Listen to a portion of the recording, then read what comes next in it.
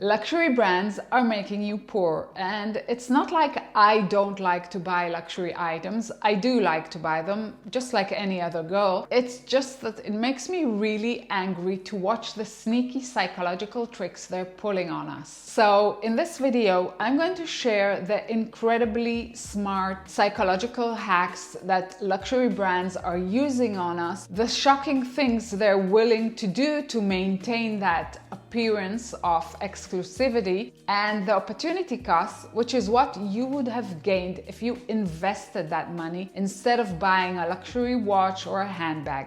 You'll be surprised. This is the Birkin bag, the most expensive luxury handbag in the world. The price of a Birkin is between $10,000 and $250,000 at the store, depending on the design. And that's not even counting the buying history that you need to establish with Herms just to be added to the waiting list for buying a Birkin. How much money did I spend before being offered my very first Birkin bag? You need to prove that you're deserving of a bag before they even consider selling one to you. You can't just walk into a Hermes store and ask to buy it. The sales associates in these stores are often very arrogant and even rude, making you feel like you need to prove something, like you need to earn the right to buy a bag. And when they do finally put you on the waiting list, you might wait for years for the privilege of buying a $10,000 bag.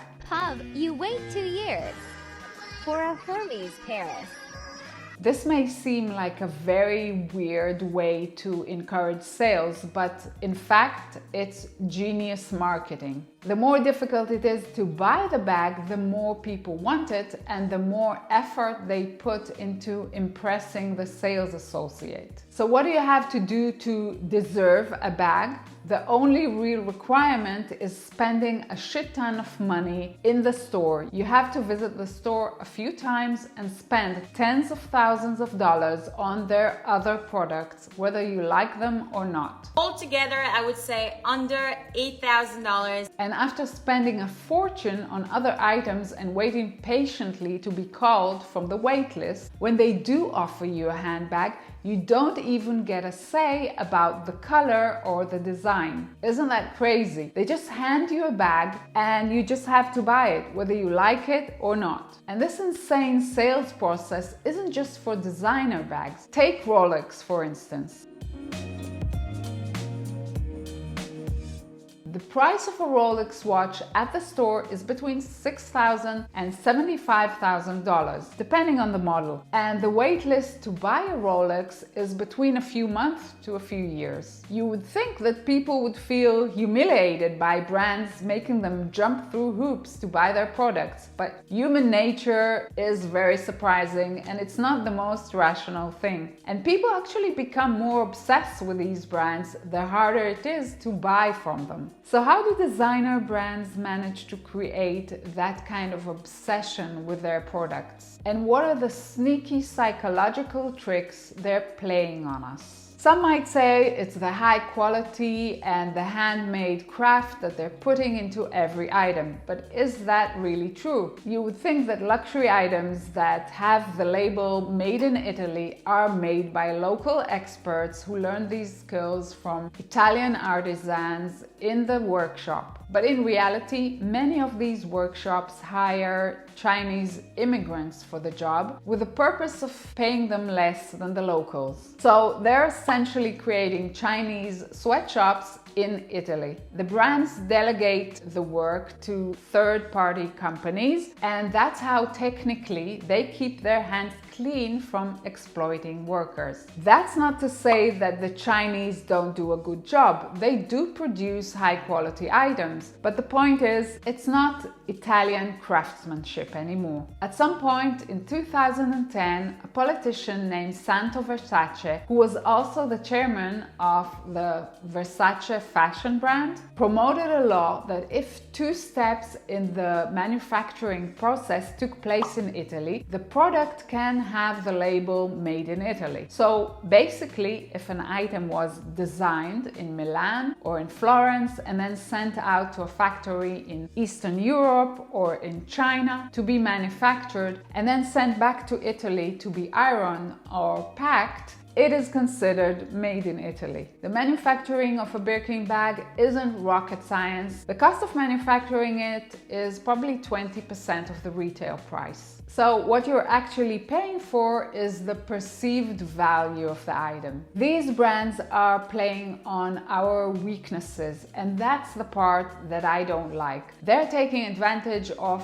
our feelings of insecurity, because what are they really selling? We want to look as though we're successful, we're wealthy, and we're popular. Just like when we were in high school. We buy these luxury items as a status symbol. We buy them because they cost a lot. So basically what luxury brands are selling is a kind of a costume so you can pretend to be rich. And it makes absolutely no financial sense, because the higher the price of the item, the more people want to buy it, because what are they actually buying? They're buying status, not a handbag or a Rolex. They're signaling to other people that they have enough money to afford it. This is an incredibly genius marketing tactic that uses every psychological trick in the book, and decades of intentional marketing have created this subconscious connection between certain brands and status and exclusivity. If you feel you're getting value from this video so far, please do me a quick favor. Just click on the like button below. It helps with the algorithm and the ranking.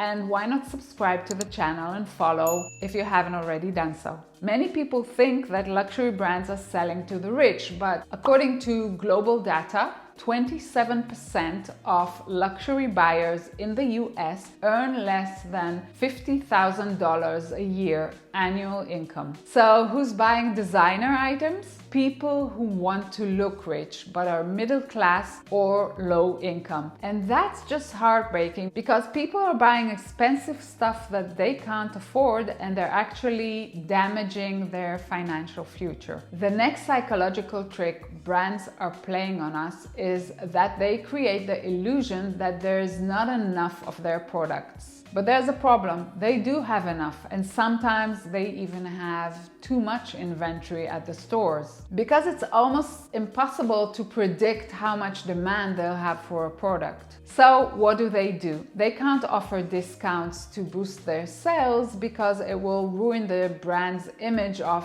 luxury and exclusivity. The shocking thing they do is they intentionally destroy millions of dollars worth of unsold items every year. They burn them, they slash them, and that's how they keep up the illusion of huge demand and that you need to be on a wait list for years. Burberry revealed in their annual report in 2018 that they've destroyed $38 million worth of unsold items. And Burberry isn't the only one. Louis Vuitton, Chanel, and Coach have been caught doing the same. By the way, from an ecological point of view, the fashion industry is responsible for 10% of the global carbon emissions, according to the United Nations. This is more than all international flights and shipping in the world combined. The fashion industry is also responsible for 20% of the plastic produced in the world every year. Polyester and other synthetic fabrics are basically a source of microplastic, which is very damaging for the marine life. And the fashion industry is also responsible for 20% of the wastewater in the world, which come from dyeing fabrics. So you would think that if the fashion industry is so damaging ecologically, they would do whatever they can to minimize their pollution. So in that light, doesn't it seem crazy that they're destroying unsold items? I think it's not only insane, it's absolutely unethical.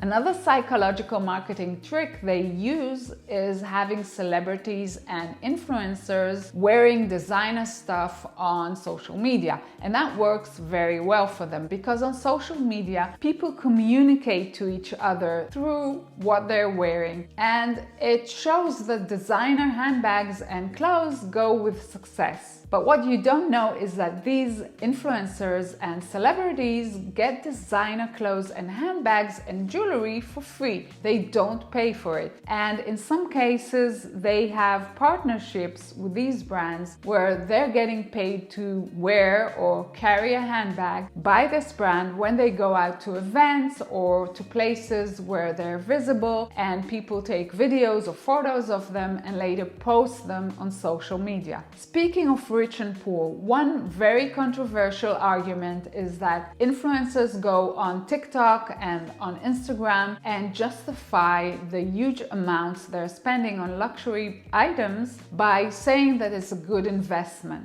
Handbags aren't an investment is lying. What I'm holding in my hands is undoubtedly a better investment than the S&P 500, stocks, and even gold. In the past, people used to buy luxury items with the intention of keeping them forever and maybe passing them down to their kids. But in the last few years, there's a new second-hand market for luxury items. Time magazine published an article in 2016 that said that the Birkin bag is a better investment than gold or even the stock market. They said that the annual return on a Birkin was 14% compared to the S&P 500, which brings in an annual return on average of 8%. But if we take a closer look at this, can you really rely on designer handbags or watches as part of your retirement fund? Are they a good investment? There's a few problems with this argument. First, as I said before, the price of a Birkin bag is not just what you're paying for it. It's all the tens of thousands of dollars you have to spend with the brand before you deserve to be on their wait list. Because I bought a whole bunch of stuff that is literal crap and is falling apart. Secondly, because it's such an expensive item, you'll probably want to take out insurance for it, which will cost you quite a lot every year. And thirdly, you're relying on the assumption that this specific handbag or watch that is trendy today will still be in fashion in the future when you decide to sell it. Lastly, designer bags are a very vulnerable investment because if you're using it and even if you're storing it, there will be some level of damage. A friend of mine owned a very pretty designer handbag which she hardly used, and a few years later she decided to sell it, and it was rejected by the second-hand retailer because apparently she didn't store it properly. The chain that was attached to the handbag pressed into the leather and created a stain, and so they wouldn't sell it. Now let's look at the numbers to see how rich you could be if you didn't buy a designer bag and instead you invested that money into buying a low-cost index fund tracking the stock market. Let's say you invested $10,000 5 years ago in an ETF that tracks the S&P 500. And let's compare that to buying a Birkin bag for the same amount. The average return of the S&P 500 over the last 5 years was 11.7% annually, bringing your initial $10,000 investment into $17,388. Now for the Birkin bag. If you look at this website called The Real Real, this is not sponsored, by the way, it's just a website that I use, so I'm just sharing this information with you. You can see that at least some of the Birkin bags are offered below their retail price, meaning that they're on sale for less than their price on the store right now. Probably because when you use your bag, there's going to be some kind of wear and tear, and even a small scratch can ruin the value of it. So this is called the missed opportunity cost of buying a designer bag. I'm not judging anyone who buys luxury items. I do it myself from time to time, but when I do treat myself to a designer piece, I go for second hand. And instead of dropping $10,000 on luxury, I'd rather invest it in an ETF on the stock market or on a property that will bring me more monthly income. And yes, you can invest in real estate with just just $10,000. So if you want to learn how to do it, go watch my other video, how I built 7 streams of income and fired my 9-to-5 job. And I will see you again very soon. Take care.